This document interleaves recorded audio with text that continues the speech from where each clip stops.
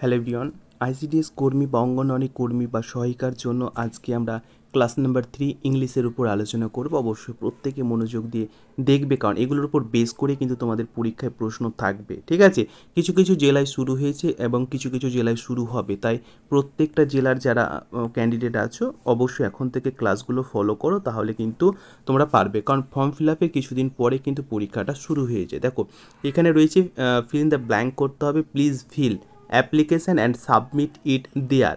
তো দেখো এখানে যদি ফিল থাকে তাহলে ফিলের পরে অবশ্যই তুমি কিন্তু ইন করতে হয়।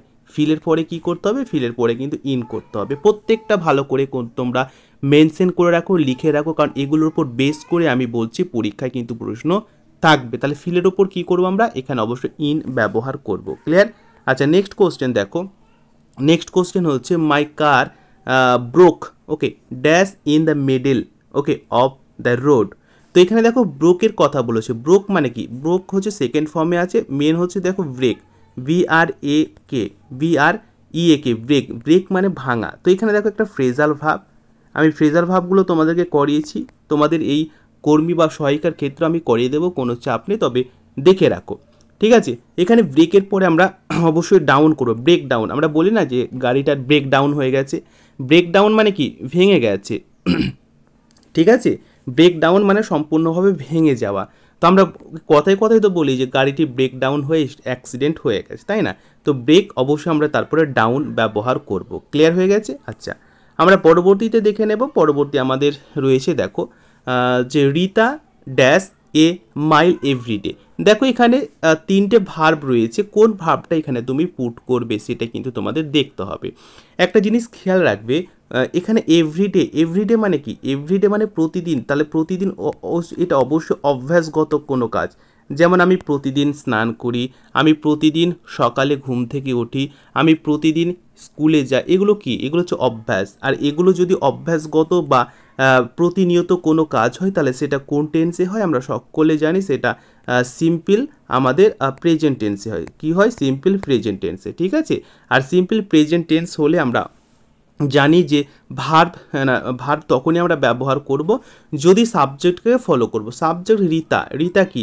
রিতা অবশ্যই থার্ড পারসন, কিন্তু কি? সিঙ্গুলার। যদি আমরা জানি যে থার্ড পারসন এবং সিঙ্গুলার নাম্বার যদি হয় তাহলে ভার্বের সাথে আমরা জানি যে এস বা ইএস যুক্ত হয়। ভার্বের সাথে এস বা ইএস যুক্ত করতে হয় যদি সাবজেক্টের থার্ড পারসন সিঙ্গুলার। রিতা হচ্ছে থার্ড পারসন সিঙ্গুলার নাম্বার, এই কারণে দেখো রানের সাথে অবশ্যই আমরা এস যুক্ত করব, রানস আমরা ব্যবহার করব। আশা করি সকলের ক্ষেত্রে ক্লিয়ার হয়ে গেছে, হ্যাঁ কি না বলো? আমি আবারও বলছি এগুলোর উপর বেস করে কিন্তু পরীক্ষায় প্রশ্ন থাকবে। চলো পরবর্তীতে দেখো Rakesh dash school star day. দেখো এখানে স্টার ডে ব্যবহার করা হয়েছে। স্টার ডে ছাড়াও যদি তোমাদের থাকে এগো, যদি থাকে তোমাদের লাস্ট, এগুলো লিখে রাখো, পরীক্ষায় কিন্তু কাজে দেবে, এগুলোই থেকে প্রশ্ন আসবে। ওকে, স্টার্ট ডে, এগো, লাস্ট, এগুলো যদি থাকে তা আমরা কোন টেন্স করবো? এটা আমরা অবশ্যই সিম্পল পাস্টে করব। আমরা কোন টেন্স ব্যবহার করব? Simple past.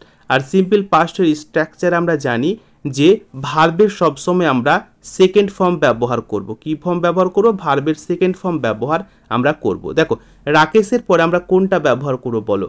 এখানে যে তিনটে ভার্ব রয়েছে, কোন ভার্বের কোন ফর্মটা ব্যবহার করব? আমরা অবশ্যই এখানে যেটা ব্যবহার করব সেটা হচ্ছে ভার্বের সেকেন্ড ফর্ম হচ্ছে ওয়েন্ট।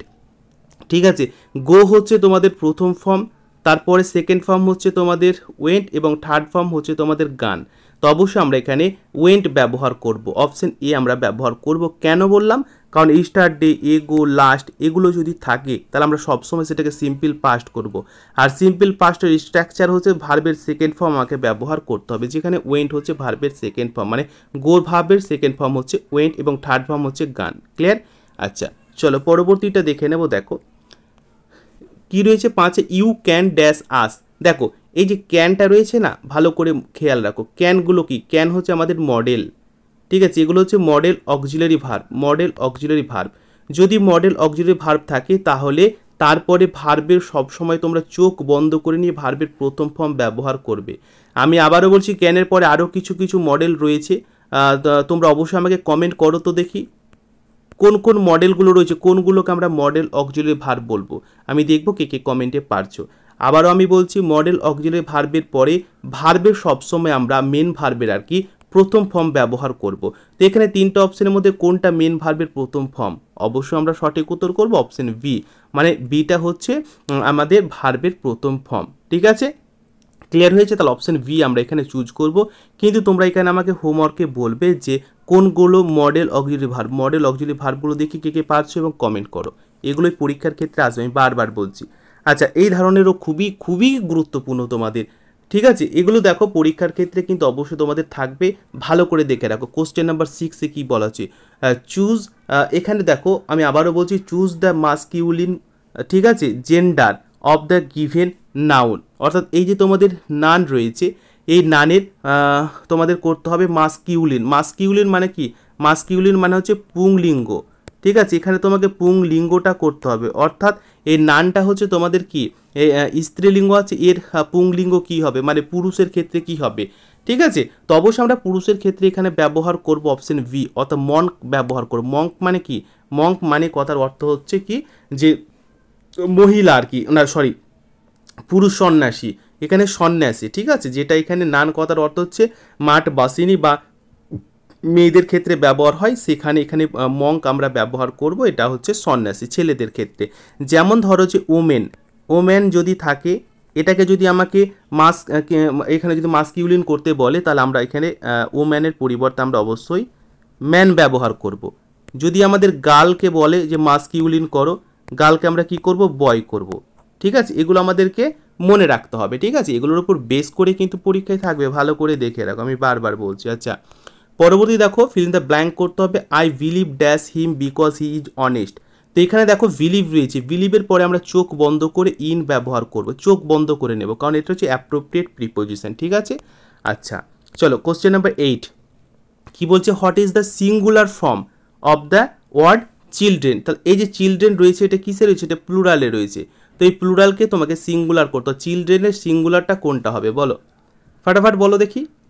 নিশ্চয়ই হয়ে গেছে। আচ্ছা গুড, আমরা সঠিক উত্তর করব অপশন বি, অর্থাৎ চাইল্ড আমরা ব্যবহার করব। চিলড্রেনের যে সিঙ্গুলার ফর্ম সেটা হচ্ছে আমাদের চাইল্ড। ক্লিয়ার? আচ্ছা, আমরা কোশ্চেন নাম্বার 9-এ চলে যাব। দেখো খুবই গুরুত্বপূর্ণ, আমি বারবার বলছি, এগুলো তোমরা খেয়াল রাখবে। Choose the correct part of speech, খুবই গুরুত্বপূর্ণ part of speech for the underline word in each sentence. অর্থাৎ এই যে তোমার আন্ডারলাইন করা আছে এখানে দেখো, এটা এই ওয়ার্ডটা কিন্তু আন্ডারলাইনের মধ্যে আছে, সেটস। তো এখানে তোমাদের কি করতে হবে? যে পার্ট অফ স্পিচ বের করতে হবে, অর্থাৎ পার্ট অফ স্পিচের মধ্যে সেট আমরা কি ব্যবহার করব বলো। The sun sit in the west. তো এই যে সেট রয়েছে, সেটটা আমরা কোন ফর্ম ব্যবহার করব পার্ট অফ স্পিচের মধ্যে? নাউন, ভার্ব, অ্যাডজেক্টিভ না অ্যাডভার্ব? আমরা সবাই জানি যে এটা হচ্ছে একটা ভার্ব, কারণ দেখো এটা যে সাবজেক্ট রয়েছে দ্য সান, এই সানের পরে দেখো ভার্ব বসেছে, হ্যাঁ কি না? সানের পরে তো ভার্ব বসবে সাবজেক্টের পরে। ঠিক আছে, তাহলে আমরা অবশ্যই এটা সঠিক উত্তর করবো অপশন ভি। যারা অপশন ভি করেছো তারা কিন্তু অবশ্যই সঠিক করেছো। ডেলি প্র্যাকটিস না করলে কিন্তু বুঝতে পারবে না। ঠিক আছে, ডেলি তোমাদেরকে প্র্যাকটিস করতে হবে। দেখো তারপর বলছে which identified which of the following is not, এখানে বলেছে is not an abstract noun, অর্থাৎ নিচের কোনটি অ্যাবস্ট্র্যাক্ট নাউন নয় সেটা তোমাদের দেখতে হবে। তো অ্যাবস্ট্রাক্ট নাউন তো আমাদেরকে জানতে হবে নাকি? অ্যাবস্ট্রাক্ট নাউন আমরা কাকে বলবো? দেখো অ্যাবস্ট্রাক্ট নাউন আমরা সেই নাউনকে বলছি যে যা কোনো দৃশ্যমান বা স্পর্শযোগ্য বস্তু নয় আর কি, কোনো স্পর্শযোগ্য আমরা বস্তু করতে পারবো বা স্পর্শ বা টাচ করতে পারবো না। ঠিক আছে, কোনো গুণ, অবস্থা, ধারণা, অনুভূতিকে আমরা বুঝি, যেমন তাকে আমরা অবশ্যই অ্যাবস্ট্রাক্ট নাউন বলবো। যেমন ভালোবাসা, ঠিক আছে, যেমন ভালোবাসা, লাভ, এটাকে আমরা দেখতে পাই বা স্পর্শ করতে পারি? মোটেই নয়। তারপরে তোমাদের বিউটি, সৌন্দর্য, বলো এগুলোকে আমরা দেখতে পাই? বিউটি না, এগুলোকে আমরা অনুভব করতে পারি না। ঠিক আছে, সাহস, সাহসগুলোকে আমরা কি? ব্রেভগুলোকে আমরা অনুভব করতে পারি না।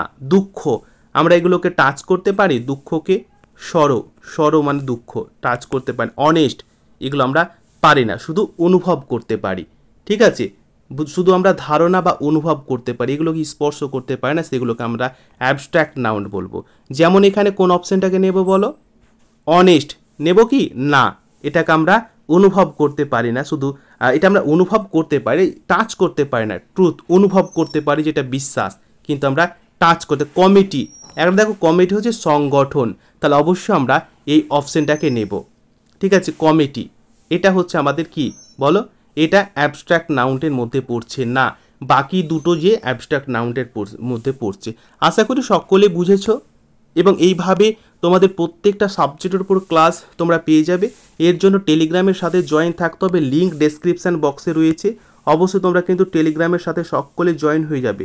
তাহলে সব কিছু সব সাবজেক্টের ওপর ক্লাস তোমরা পাবে। ইংলিশের ক্লাস চলছে, আজকে 3 নম্বর ক্লাস করলাম, এর পিডিএফটাও যদি পেতে হয় তাহলে অবশ্যই টেলিগ্রামের সাথে জয়েন থাকো। ভালো থেকো এবং ইনফরমেটিভ এই যে তোমাদের ভিডিওগুলো রয়েছে এবং ক্লাসগুলো তোমাদের ক্ষেত্রে কিন্তু খুবই খুবই গুরুত্বপূর্ণ। লাইক করে জানাবে এবং চ্যানেলটি সাবস্ক্রাইব করে পাশের বেলটি অবশ্যই অন করে রাখবে, যাতে রেগুলার বেসিস ক্লাসগুলো তুমি অবশ্যই সবার আগে জেনে সবাইকে পিছনে ফেলে সামনে অবশ্যই এগিয়ে থাকতে পারো।